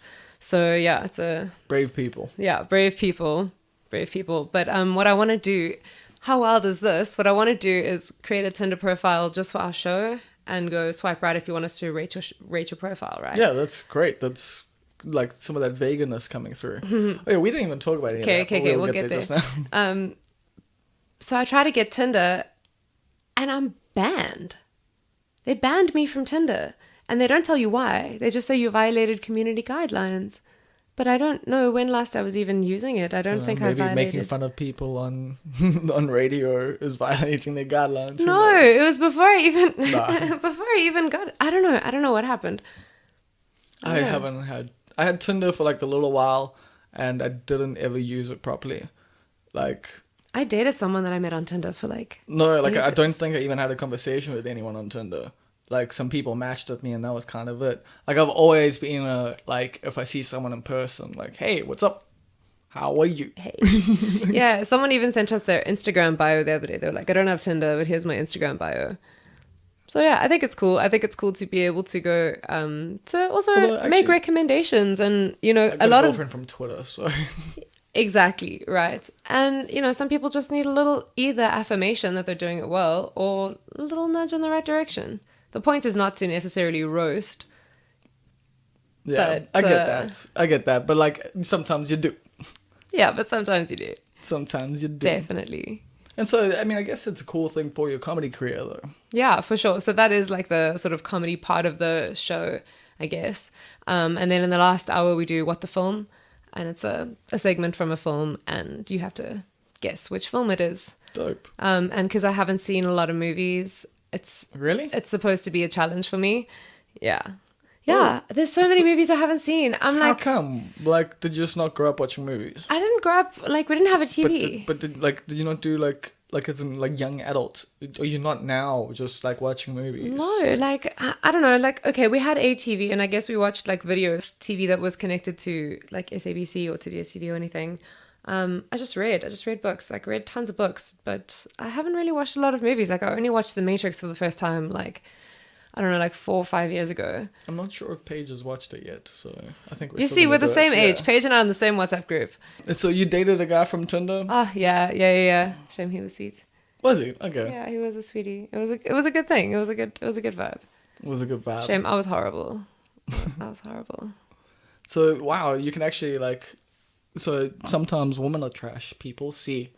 No, see, this is my problem with the men are trash movement, actually. And going Oh, back no, to that. that was sarcasm. No. But actually, I did kind of want to speak about that, right? There's this. So my two issues with men are trash are that a lot of people use men are trash to reference the way men treat women in relationships, like things like ghosting and like you know, just like being dicks. And I'm like, that's actually not what it is. Like, Men Are Trash was designed to raise awareness about like toxic masculinity and like rape culture, you know, and the fact that a woman has like more chance of being raped than learning how to read in South Africa. It's the same thing with like bringing up white privilege though. Like, you know, like you're speaking about a specific thing and like people, it has just become watered down on both sides. Essentially, it's a diluted term that then like I think like with the Men Are Trash thing, I can get why like its effectiveness like might not be as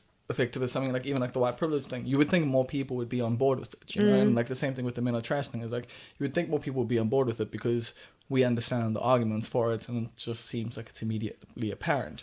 But because of like white supremacy and because of toxic masculinity, you fight back and you just Yeah, but also my other thing is that there's, you know, it was made to draw attention to rape culture, but it also painted this picture that men are always the perpetrators of rape. And which isn't true. It's not true. And what's also significant is that men are not taken seriously. I know statistically, but the thing is, because people are always arguing this, men do not feel comfortable coming forward when they have been victims of rape or sexual assault. And we don't take men seriously. We laugh at them. We tell them that they wanted it. We do exactly the same thing as, you know, what we say we do to women. We'll see whenever like a female teacher like, you know, gets caught for like, you know, pedophilia. And like the comments with every guy being like, oh, lucky dude. Yeah, exactly. So for me, even though I do still have that joke, I don't. Oh, I don't like. So I wasn't referencing. Oh well, I have a joke about Men Are Trash. And even though I have spoken about it a lot, I feel like I want to distance myself from it a little bit because. You can be clearer with you, but the thing is, because rape culture is trash. Lack of consent is trash. People not using consent as a basic prerequisite, bare minimum. So do you think encounters. Shifting the argument that way will be more productive? Definitely. And it's not as shocking, but it's maybe more engaging. And that's kind of where I want to go in terms of my personal feminism is, you know, if we're going to be talking about sexual assault, let's talk about it as something that we don't want happening to anybody, not just to women. We don't want sexual assault to happen to anyone. Yeah, not making jokes about, you know, guys going to prison. Yeah. Stuff like that. Yeah, because that's still so pervasive in a comedy especially. And it's not cool. No, I agree with you there. Like, but that stuff, you know, everyone is still dealing with, I think, just in terms of figuring out what is and isn't cool, you know, to say. And in comedy, our goal is also to push those boundaries sometimes, you know, like both, like personally and in terms of society. And it's like, yeah, how do you deal with that? How do you deal with knowing what are the boundaries to push? Because that's the thing. There's some things that you would say that some people would say that's completely and utterly fucking out of line. How could you ever say that?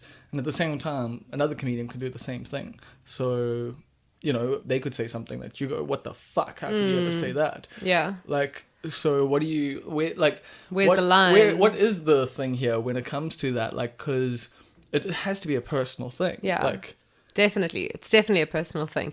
And I don't think that anybody really is convicted in a belief that they think is wrong, right? So if I'm convicted in my beliefs, no matter what it is, I think I'm right. Whether I think that fetuses are children from the moment of conception, I feel righteous in that position. If I'm a pro-lifer, I'm not an anti-choicer. But yeah. If I'm an anti-choicer or whatever, but that's why they call themselves pro-lifers, right? Yeah. Because that is their version of righteousness. That's what's correct for them. That's where the line is for them. So, I think we all try to do what we think is right, whether we think that's providing choice. And I'm obviously not arguing for pro-lifer. I'm just saying, like, in comedy though, we get like, public.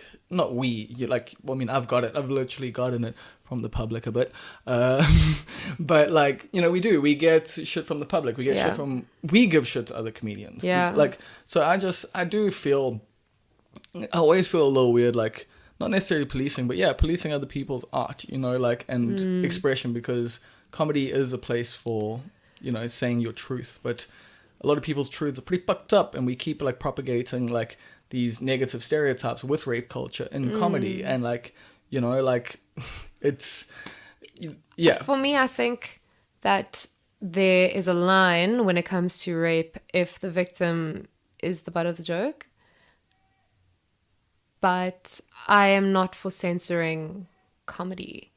I think that we should all be more conscious of what it is we're saying and doing and thinking about and putting it out into the world, whether we're comedians or musicians or whatever it is that we're saying to the masses. Yeah.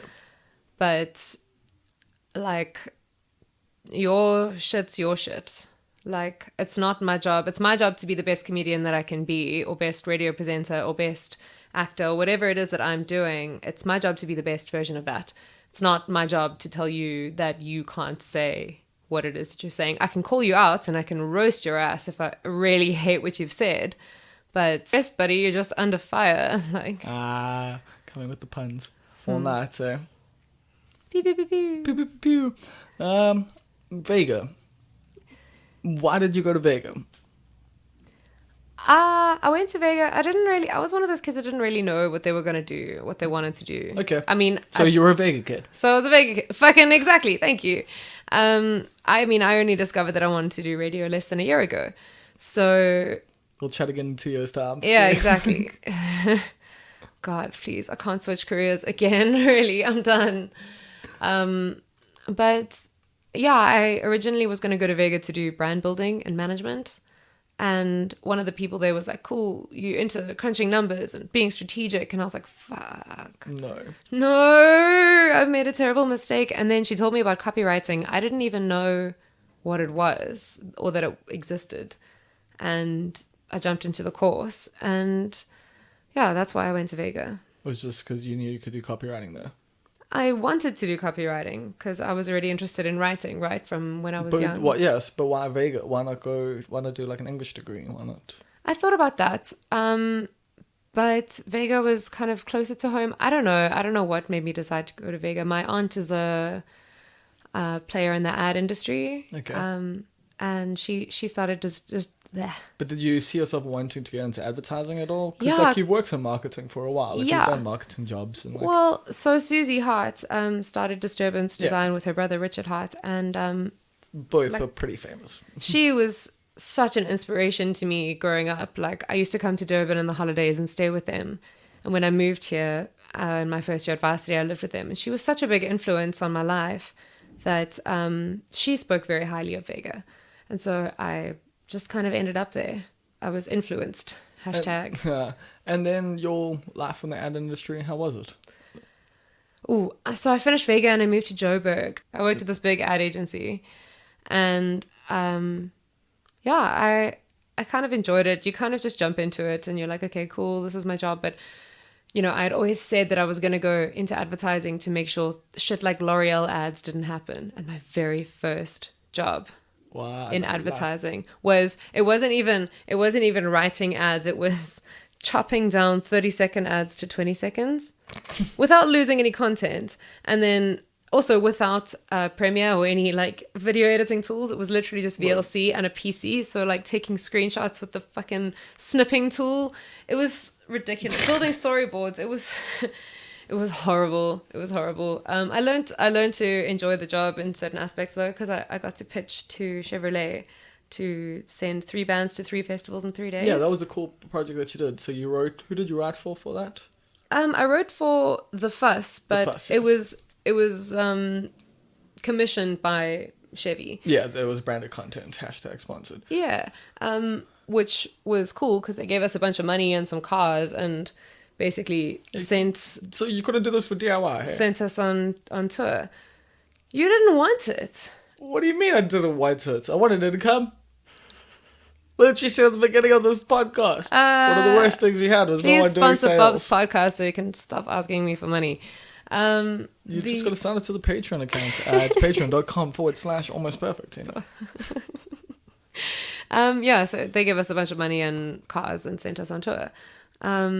And it was like the most stressful 3 days of my life. But yeah, it was. Why was it stressful? That sounds awesome. I know, right? It does sound awesome, but I've been on tour many times. But then it was like band wrangling and getting people up early in the morning to move them along to the next place. And Yeah, band members can be a little annoying. it's But I not love that. them a I think lot.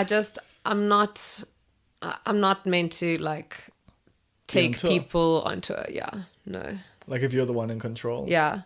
I still want to do a comedy tour with us, like someday, like try, like not just you and I, but like a few of us, like taking the 4 of us in a car around the country. I think it would be quite fun sometime. I just don't want to be shepherding people. Yeah, know? that's the thing. Just get responsible people.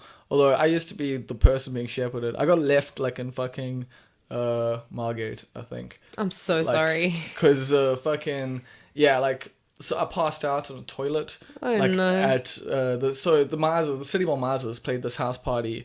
Like so I was going on tour with them. We're gonna go down the coast and shit. And so the first night I get absolutely fucking trashed. They're playing this house party for Matrix, like which was a show on MK. So it was part of like the MK89 thing. Achtenege, whatever. I don't know. My Afrikaans is bad. I'm sorry to whoever I just offended by saying that. Like Achtenege. You just swore someone's mother in Afrikaans. Probably, yeah. So yeah, I get way smashed, passed out in the toilet. My phone fell out of my pocket at some point and it was in the car. And they land up getting, like, Kurt lands up getting maced. They're playing this party and they get maced by the security. So you know, life just happened. They're just so welcoming down in Margate, hey? Yeah. And so they land up having to leave. They get chased out. They're calling me. They can't find me. So they're like, fuck, we don't know what the hell's happened to Bob. So they bail. Then I land up waking up, like, yeah, in the toilet, just at, I don't know what time. And the sound guys are packing up. And I'm just like, can I get a lift back to Durban with you guys? And so I did. Wow. And yeah, so I know what it's like. Tour life can be quite Yeah, and, you know, the bands were cool and stuff. I don't want to do that again. I'm not interested in traveling with big bunches of people. Doesn't suit me. It does depend on the people though, but I guess like also traveling with bands, it's like you and a bunch of dudes mostly. Yeah, actually, very true. That doesn't sound like, you know, the most fun. Like if you're a bunch of dudes, totally fun. But like one girl in that group, like I can imagine you just like. It was also just work, you know. Yeah. Like I had to like tick things off boxes and keep slips and just kind of. Oh, so you were working that weekend. I That's was why it working sucked. Okay. exactly. Yeah. So It wasn't just the and I dynamics. was driving. No, the dynamics were fine. Like I was just driving, and you know you're like driving from place to place across the country, and then still expected to party while also posting on social media, and it's just like fuck. Yeah, you need to hire people for that. Yeah. Like diversify the team. Making sure the photographers are offloading their images and yeah.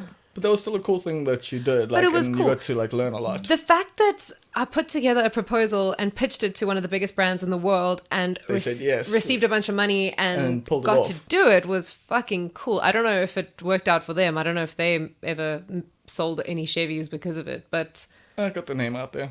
yeah, well, they just got some more free press now, so I'm gonna be bleeping their name out the whole Okay, time. okay, people, cool. I'm not. I've never bleeped anyone's name out, so I'm here. And then from there, like, what happened with advertising? I didn't love it, but also I went to Greece. It was like Okay. I turned 21 and yeah, went to Greece. So after being there for like 6 months, and then I came back after like 2 months, and it was weird because, you know, you go from university to this corporate world, and now you like have a job and you live in Santon and like, you know, life's life. yeah, me.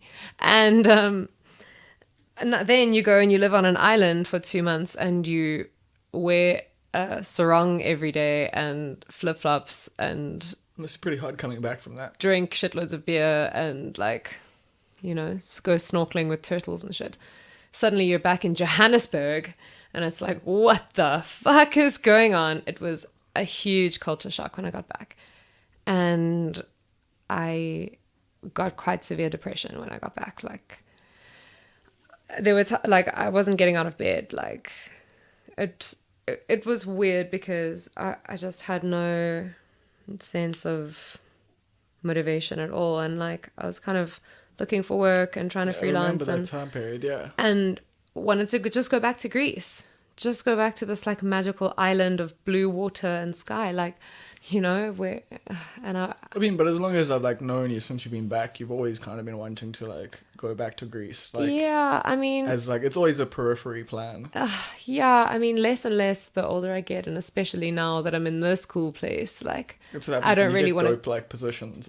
Yeah, I don't really want to be anywhere else now. But when I came back, it was very confusing.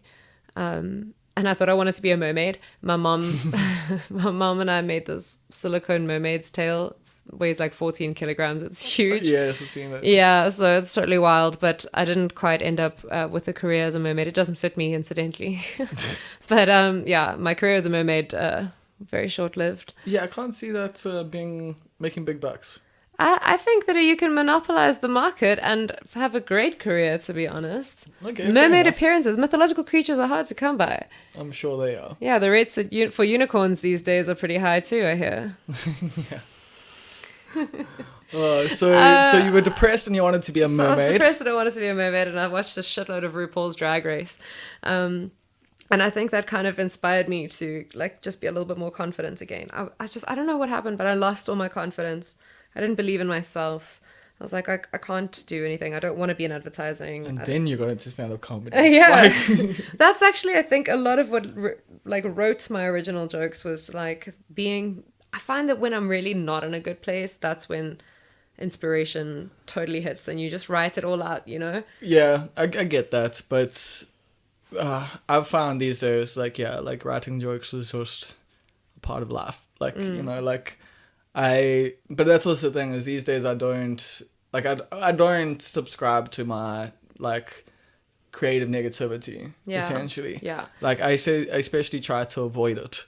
If I'm in depressed states and stuff, I actually try to avoid my writing and stuff because I value it too highly, like, and then I get sucked into it and then I'm like, I'm not getting out of that depressed state. And personally I want to feel happy, like I want to like be better more than maybe write a really good bit. And I can just write bit, like I work on my bits every day basically, like I'll like look at like some days it's half an hour to an hour, sometimes it's 10 minutes, I'll just look at some stuff I'm working on, like, and be like, oh, that might work here, or just sit and think, for 10 minutes, just try and write a joke.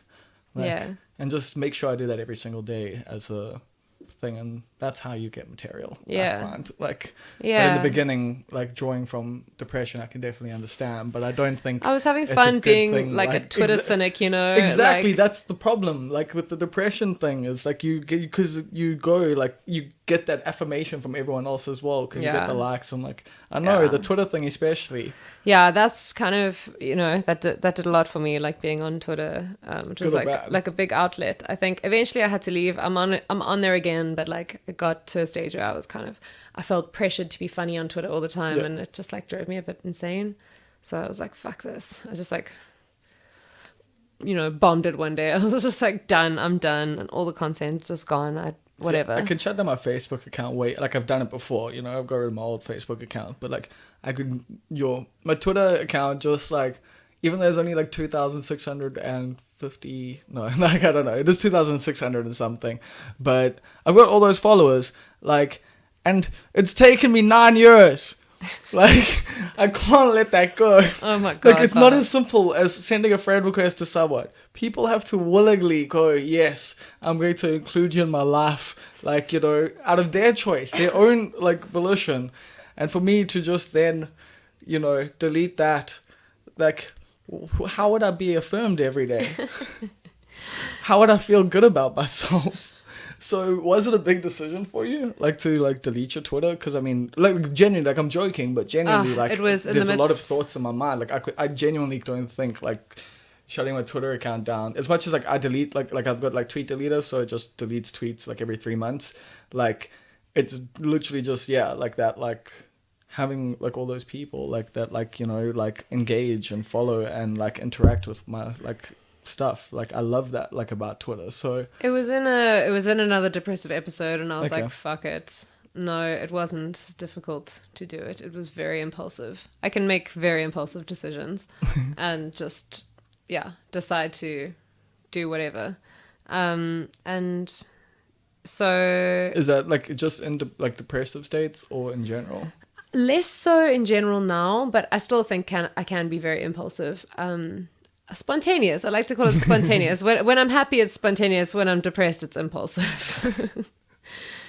At least it's not compulsive though. So Yeah, fair enough. it could be worse. But yeah, I spent a lot of time on Twitter. I moved back from Joburg, to Port Edward, and So you needed a way to communicate with people. yes, exactly. I didn't have a bicycle. There were no kids at the caravan park. So I was just at home, and I think I came up to Durban. I went to Cape Town for a while. I was just bouncing around, just looking for something. I almost didn't come back from Cape Town. I like literally applied for a waitressing job in Cape Town that I almost got, or that I did get, and then I was like, okay, cool. Yeah, I'm actually flying back home. Never That would have mind. definitely been different. Like your life would have been so different. Totally. And there's so many of those like little decisions that, life could have been so different. But yeah, that was one. And I came back to Durban, and I spent the night here, and the next day got a call from a friend of mine who had an ad agency, like a small digital agency at the time, and was like, hey, are you looking for a job? Because I need you. And so got a job and needed somewhere to stay. Ended up in this weird place in Pinetown. This guy told me it was this guy told me it was in Westville North, but it was Well, that's like it was and below is Glenwood South. yeah, baby. man. Yeah. I got played sharing this granny flat with this guy. Like a 1-bedroom granny flat. He was like, it's fine, I'll sleep on the couch. Like he played in a band that I used to love when I was like 10 years old, going to Splashy Finn. Awkward, dude. It was so Dream shattered. It was so awkward. Like he was away a lot. He ended up going on tour while I was there, so he wasn't always there. But it was super awkward. Like the bedroom door didn't quite close. Like fairly uncomfortable. So yeah, you've had close living spaces with all the family a few times now. Yeah, all the time, man. And so then ended up moving. Geez, I don't even know where I moved to after that. I lived in so many places. Like that year, I think. It's so crazy. I've like only lived in 2 places. I think I moved. Well, I went to boarding school, so 3. Right? I think I moved 6 times that year, just in different places in Durban, like from one place to the next. I ended up moving back into this house that I lived in Diggs, called the Arcade. Oh yes. And I lived there again for a little while. That was amazing. That's like it was owned by an architect, right? Yeah, it's like a very special place to me. It's just like somewhere that I would always love to go back to.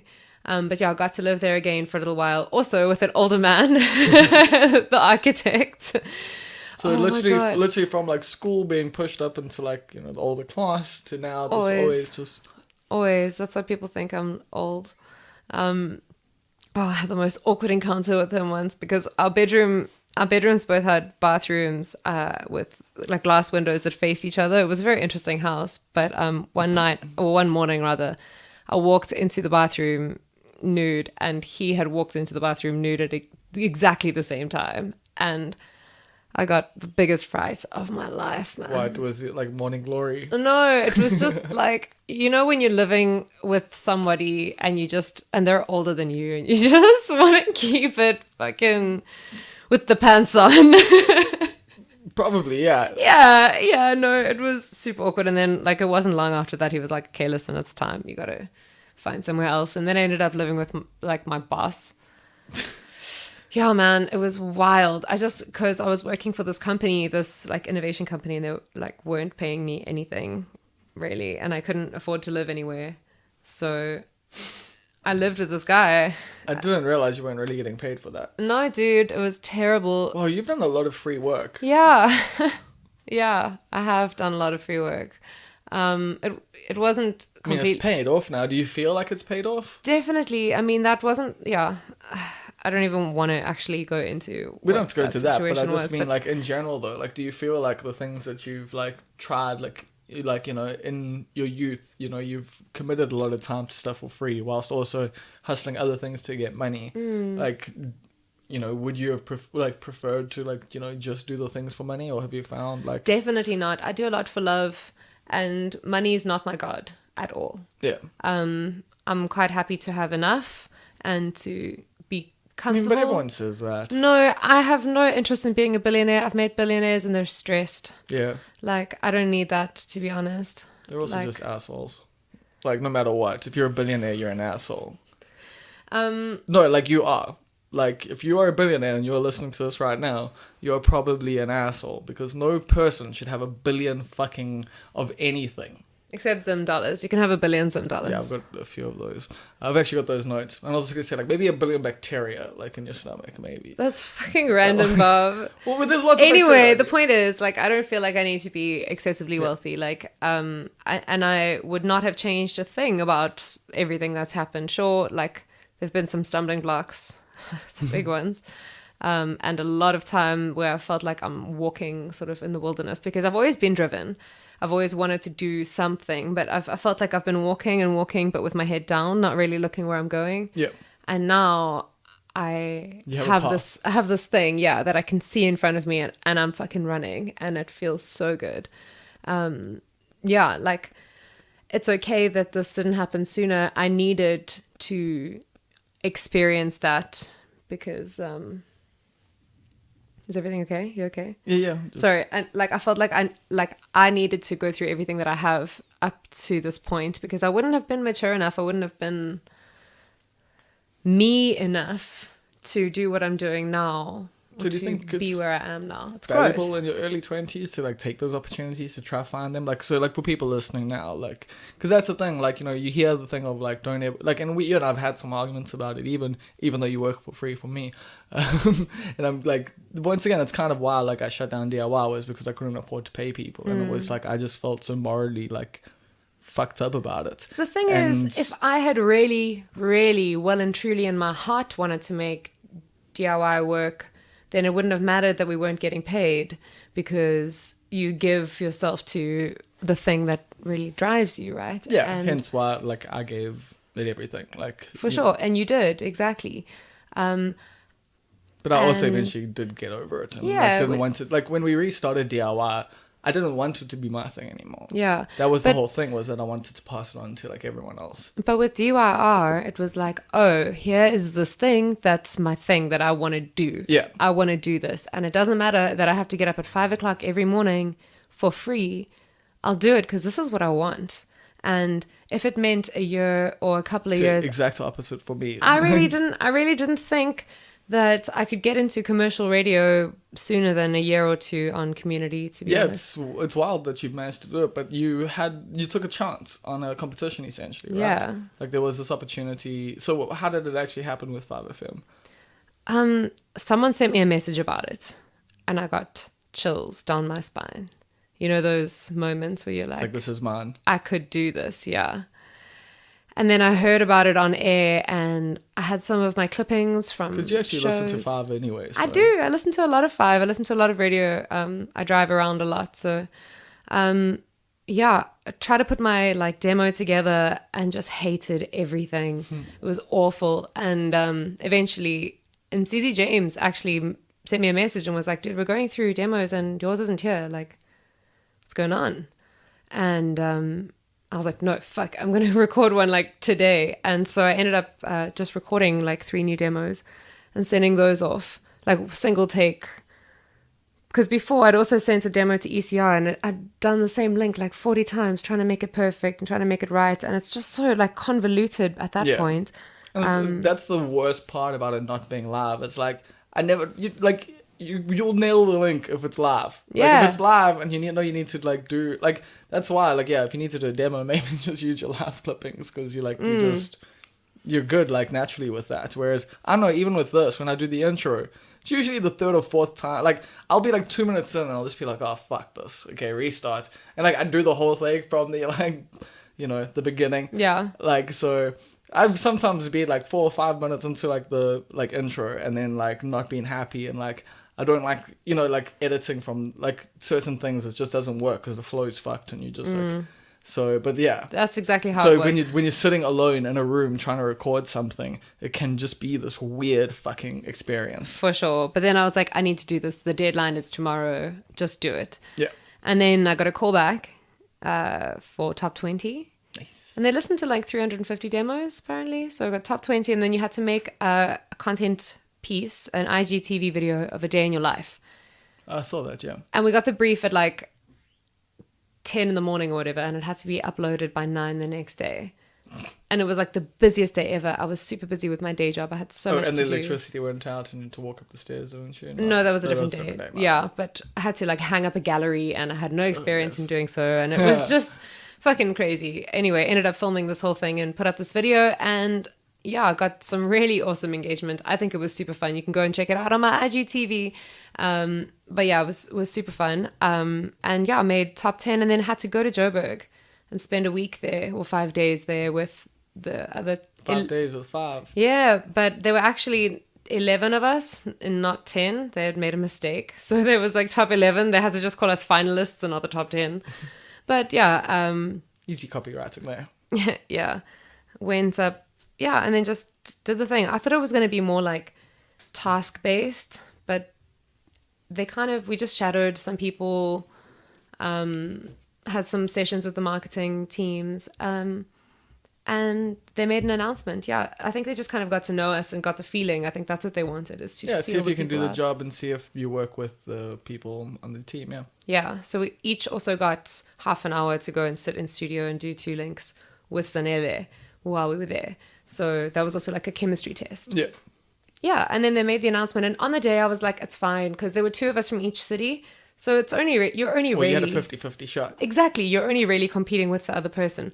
And shame, I'm so competitive. Like, I think I was a bit like, not hard, I was just, my head was definitely in the game. And yeah, I think lots of people made friends with each other, but I was kind of more just like... Oh, you were like one of those people on Survivor who's like, I'm not here to make friends. Literally, that's me, dog. Like, it is what it is. I have to be accountable for the fact that I think I'm not competitive, but actually I am. I think, like, when I get, like, Nikki saying Bruce on here, we'll one day discuss the competition I was in with her. Like, we were in a blogging competition against each other, and I was quite competitive. I want to hear that story. There's a reason why, like, yeah, like we joke about like how we used to hate each other and only became friends much later. Oh, wild. I didn't realize there was a backstory. Oh, yeah. No. There's always a backstory to all the relationships in this crazy industry. Definitely. And the cool thing is now you're going to get to, like, you've, like, what's dope about this radio thing, and, like, so for me, it also, like, it made sense to be involved in radio because of, like, my involvement in music and just my knowledge and everything like that. And once again, I'd still love to do it, but it's just, I love doing this, so I'm going to focus on this until...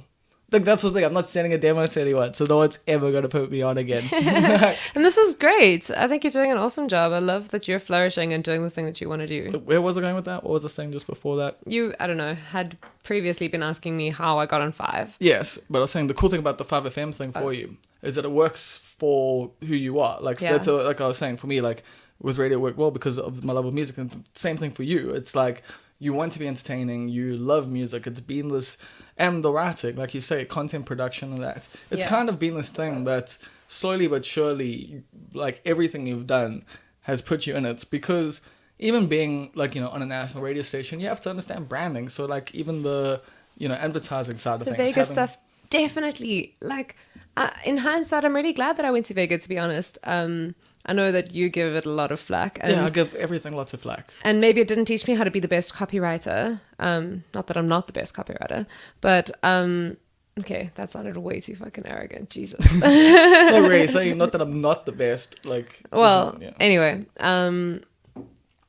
it taught me a lot about myself. They do a lot to kind of challenge your idea of self and to define that. Not that that got completely defined, but it was like ways of thinking in terms of being able to flesh those things out. And now I feel like I'm in a position where I can brand myself and take myself forward as like a business. I know that sounds kind of weird. A brand, yeah. But as a brand and a business, and to not have to be an employee of anyone, that's just not what I want at the moment or ever. And obviously working for a radio station is different. You are an employee. But well, like you're a freelancer technically, but it's different to being like a corporate employee. Yeah. Like being independent is so important to me right now. And all these skills like branding, even like technology to an extent, and now radio and comedy as well. It's all kind of come together in this thing that is now, happening. Cool. I'm interested to see where you take it from here. Thank you. I'm so tired. I feel like we've been talking for ages. Yeah, on radio, we you have. do links for 3 minutes at a time maximum. Like, I'm not going to say the time here because I'm going to edit down about 10 minutes from it. But Okay, yeah, we've talked for quite a while. And thank you so much for your time. Thanks for everything. Thanks for your help with all the things we've done. We didn't even talk about the social media company we had for 3 months. Sure. Yeah. I think Fly by night. I mean, that wasn't our intentions, but just the experience was so terrible that we never did it again. Yeah, and it's okay, because you think that you do something because it's going to work out or be great, but sometimes it's just what you need to do in the moment and it serves its purpose, and then you do something else. And like Exactly. I think you and I get along super well, but I don't know if like being business partners is really like our thing. Not necessarily. I don't think like being business partners is a thing for me. Yeah, Like and I think like I'm just too idealistic in my own ways, and like same with you, like, and so definitely. I mean, working with you was fun. Like we were great, and like I think there were other elements to the reason why that stuff eventually fell apart. I don't know. It's cool. I'm glad that social media is something that I do now just on the side. I really don't want to make it my whole life. But that being said, you can follow my personal at @RUJazz on Instagram and RUJazz with 1Z on Twitter. I really wanted it with 2 Zs. I might just approach the person who has that taken already and cut them. I thought you'd give them some money for it, but no, we just hack them digitally. we could also cut them. Well, thank you so much for your time. This has been so much fun. Yeah, and thank people can you. catch you when on 5FM?